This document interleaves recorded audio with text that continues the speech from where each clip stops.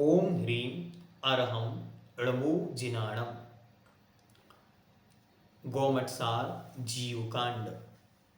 इसमें से आपको इस वर्ष 70 अंक का प्रश्न पत्र पूछा जाएगा।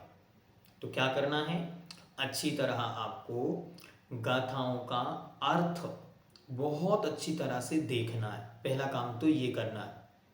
सेकंड काम क्या करना है, प्रत्येक गाथा का अर्थ हिंदी भाषा में आपके पास लिखा हुआ होना चाहिए। हर गाथा में कुछ बातें विशेष होती हैं, तो पॉइंट्स बनाते जाएं, सामने लिखें गा डॉट वन, मतलब गाथा एक, उसमें से हमने ये पॉइंट समझा, ये सबको लिखना है। कोशिश करें कि हम दूसरों के नोट्स से नहीं पढ़ें। नोट्स सेल्फ स्टडी के लिए होते हैं, तो अपने खुद के नोट्स सब लोग तैयार करें। ठीक है, चलिए। तो सबसे पहले आचार्य महाराज का जीवन परिचय और गौमटसार जीव कांड ग्रंथ का परिचय, ये दोनों चीज़ें आप लोग अच्छी तरह याद कर लेंगे। इसकी वीडियोस आपको डिस्क्रिप्शन में दे दिए गए हैं, तो आप वहाँ से उनकी तैयारी शुरू कर दें। प्रश्न कैसे रहेंगे, वो सेम टू सेम। ग्रंथ के रचयिता का नाम क्या है, इस ग्रंथ में टोटल कितनी गाथाएं हैं, इस ग्रंथ में इस वर्ष कितनी गाथाएं पूछी जा रही हैं, इस प्रकार के सामान्य से प्रश्न आपके सामने आएंगे। ये ग्रंथ कहाँ लिखा गया और इस ग्रंथ का मुख्य विषय क्या है, जो विषय सारे आपको वीडियो में पहलू में दे दिए गए। अब आती गाथा नंबर 1, यह है मंगलाचरण। तो मंगलाचरण, जैसा आपको पहले भी कहा, सब ग्रंथों की मंगलाचरण आपको कंठस्थ हृदयस्थ करने हैं, अर्थ सहित। तो यहाँ भी इसका मंगलाचरण अर्थ सहित सबको याद करना है। चलिए नेक्स्ट क्वेश्चन लिखें। मंगलाचरण में किसे नमस्कार किया गया है? उत्तर होगा मंगलाचरण में सिद्ध परमात्मा या सिद्ध भगवान, नेमिचंद्र नेमिनाथ भगवान आदि 24 भगवानों को नमस्कार किया गया है।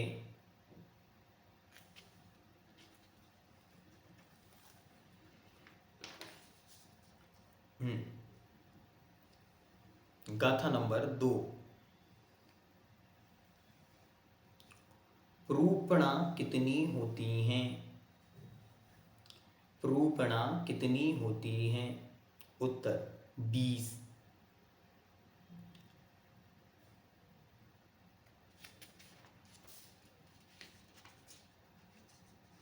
कौन कौन सी होती हैं, तो उनके नाम आप अच्छी तरह यहाँ दिए हुए हैं, वहाँ आप लिख लें।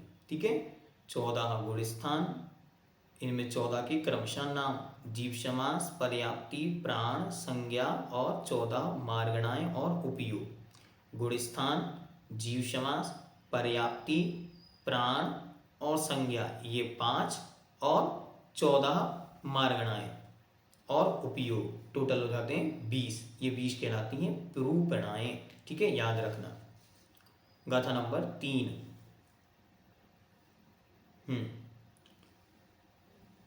संक्षेप और ओघ किसकी संज्ञा है?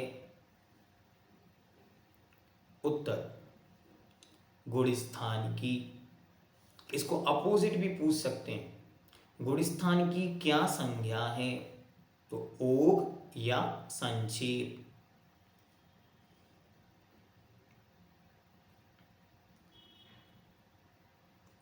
नेक्स्ट, मार्गणा की क्या संज्ञा है? उत्तर विस्तार या आदेश। विस्तार या आदेश।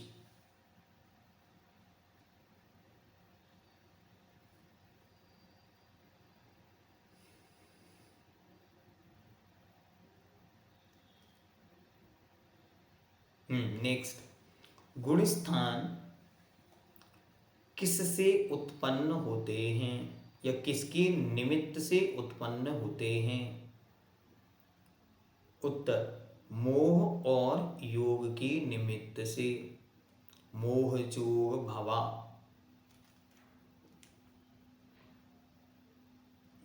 नेक्स्ट, मार्गणा संज्ञा किसके निमित्त से होती है? उत्तर, अपने अपने योग्य कर्मों के उदय आदि से उत्पन्न होती है। अपने अपने कर्मों के उदय आदि से होती है।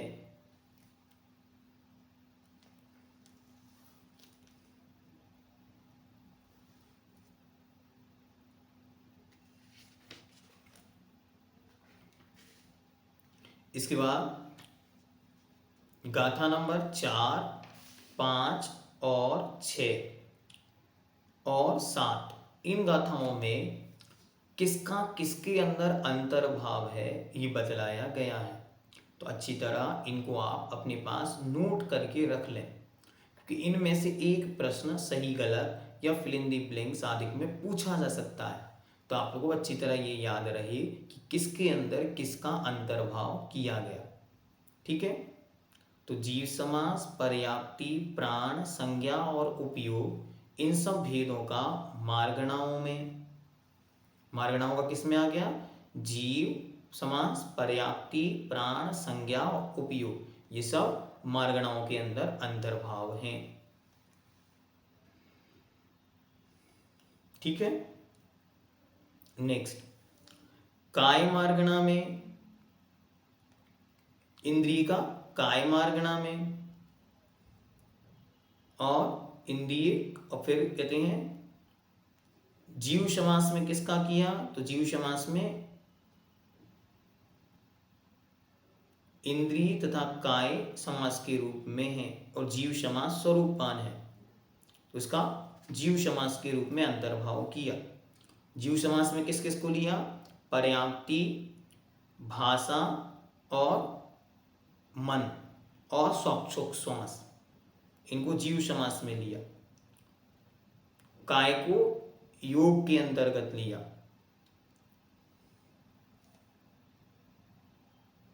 इसका पूरा चार्ट आपको पूर्व में तैयार कराया था, वहीं से आप इसको देख सकते हैं। इसकी वीडियो भी हम आपको डिस्क्रिप्शन में दे देंगे।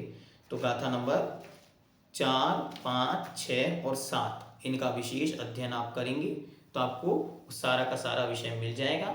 एक तरफ आप लिखेंगे किसमें अंतर्भाव है और दूसरी तरफ लिखेंगे किसका अंतर्भाव है, दोनों को मैच कर लेंगे। एक दो प्रश्न सही गलत के रूप में, फिल इन द ब्लैंक्स के रूप में आपके सामने उपस्थित हो सकते हैं। ठीक है, इसके बाद गाथा नंबर 8, यहां से आचार्य भगवान अब गुण स्थान का प्रारंभ करते हैं। तो सबसे पहले गुण स्थान का स्वरूप लिखिए, या गुण स्थान किसे कहते हैं?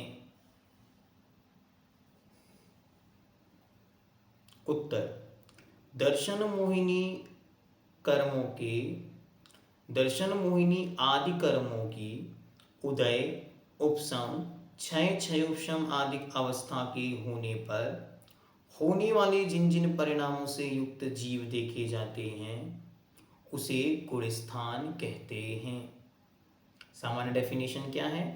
मोहिनी कर्म के उदय आदि या उदय, क्षय उपशम आदि के निमित्त से होने वाले जीवों के परिणामों को गुणस्थान कहते हैं। गुणस्थान कितने होते हैं? गुणस्थान 14 होते हैं। ये प्रश्न इस वर्ष आपसे नहीं पूछा जाएगा, क्योंकि इस वर्ष इससे आगे बढ़ना है, इसीलिए। तो गाथा नंबर 9 और गाथा नंबर 10, इसमें आपको 14 गुणस्थान के नाम लिखने हैं। अच्छी तरह 14 गुणस्थानों के नाम याद रखें। मिथ्यात्व, सासादन, मिश्र, मिश्र को क्या बोलते हैं? मिश्र को दूसरा नाम है सम्यक्त्व मिथ्यात्व।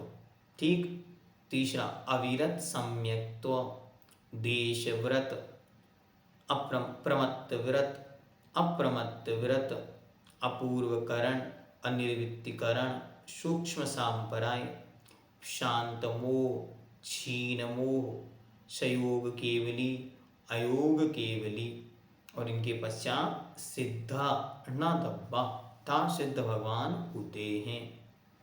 अब इन दो गाथाओं में जो विशेष शब्द प्रयोग में आए हैं उनको भी याद रखना है। जैसे कोई कोई शब्द, जैसे विशेष शब्द है पमत्त या प्रमत्त, तो प्रमत्त प्रमाद क्या है, ये मध्य दीपक है या आदि दीपक है। तो इस प्रकार की कुछ विशेष चर्चाएं यहाँ पर आई हैं, उनको आपको ध्यान में रखना है कि कौन सा अंत दीपक है और कौन सा मध्य दीपक है, कौन सा आदि दीपक है। ठीक है, तो ये इसमें दिया हुआ है विषय, आप अच्छी तरह उसे देख लें। इस प्रकार ये 10 गाथाओं से संदर्भित प्रश्नों का चर्चा यहाँ पर आज पूर्ण हुई। आगे की गाथाएं क्रमशः आपके सामने रखते हुए विषय को पूर्ण करेंगे। आप सब अच्छी तरह अध्ययन करें और निर्विकल्प अध्ययन करें। बस ये विषय मन में ध्यान रखें कि पूर्वाचार्यों ने हजारों साल पूर्व जो विषय रखा था वो विषय आज हम सभी को पढ़ने का लाभ मिल रहा है। ऐसा उद्देश्य हृदय में रख के और फिर इस ग्रंथ को पढ़ेंगे तो आपको बहुत समीचीनता से विषय समझ में आएगा। सबके लिए मंगल शुभकामनाएं। आपको बहुत बहुत बहुत पूज्य श्री की तरफ से आप सबके लिए बार बार फिर से हम भावना वही रखेंगे कि आप सब पूर्वाचार्यों की परंपरा का अध्ययन करते रहें। बस ऐसी मंगल भावना के साथ आप सब अपने अपने नोट्स तैयार करेंगे। हमारा विशेष निवेदन है, जो नोट्स बनाकर दूसरों को देते हैं वो लोग भी नोट्स किसी को नहीं देंगे और कोई भी किसी और के नोट्स न मांगेगा न देखेगा। अच्छी तरह स्वयं के नोट्स बनाएंगे, वीडियो सामने रखें, किताब सामने रखें, खुद क्वेश्चन लिखें, स्वयं उसका आंसर लिखें, तो आपको बहुत ज़्यादा विषय स्पष्ट होगा। जयतु जिन शासनम।